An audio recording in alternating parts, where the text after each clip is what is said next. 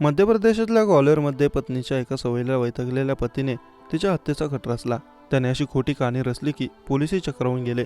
त्याने पत्नीला संपवण्यासाठी 2.5 लाख रुपये दिले. 13 ऑगस्टला झालेला तिचा मृत्यू अपघात वाटत होता, पण नंतर पोलिसांनी या घटनेमागचं कारण शोधून काढलं. पोलिसांच्या माहितीनुसार हेमंत शर्मा पत्नीचा खुनाचा कट रचला व त्याला रस्त्यावरच्या अपघाताचं रूप दिलं. त्याच्या एका चुकीमुळे घटनेचा पर्दाफाश झाला.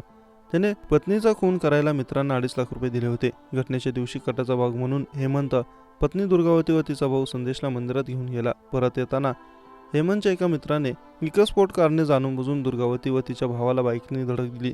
यात दुर्गावती गंभीर जखमी झाली. रुग्णालयात उपचारादरम्यान तिचं निधन झालं. या घटनेत संदेश जखमी झाला आहे. हेमंत शर्मा याबाबत हिट अँड रनची तक्रार दिली.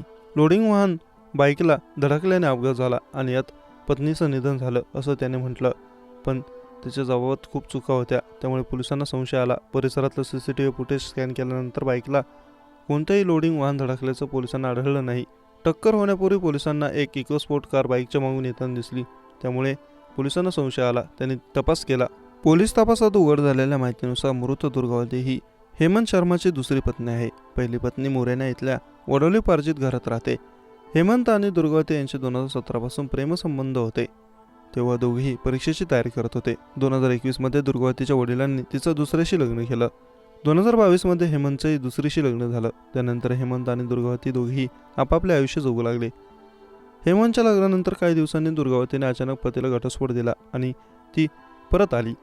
नंतर पुन्हा दुर्गावती आणि हेमंत एकमेकांच्या संपर्कात आले. प्रेम पुन्हा फुललं आणि 2023 मध्ये त्यांनी कोर्टात लग्न केलं. लग्नानंतर दोघेही पडाव परिसरातल्या साकेत नगरमध्ये राहू लागले. त्यांच्या आयुष्यात सगळं नीट चाललं असताना दुर्गावतीच्या जास्त खर्चाच्या सवयीमुळे नात्यात कडवटपणा आला. पत्नीच्या जास्त खर्चाच्या सवयीमुळे वैतागलेल्या हेमंतने रागाच्या भरात तिला संपवण्याचा कट रचला. अप्पर पोलीस अधीक्षक निरंजन शर्मा यांनी हत्येच्या कटात शर्माच्या 3 मित्रांचा सहभाग असल्याची माहिती दिली आहे. पोलिसांनी शर्मा आणि कार चालकाला अटक केली, तर कटात सहभागी असलेले इतर 2 जण फरार आहेत.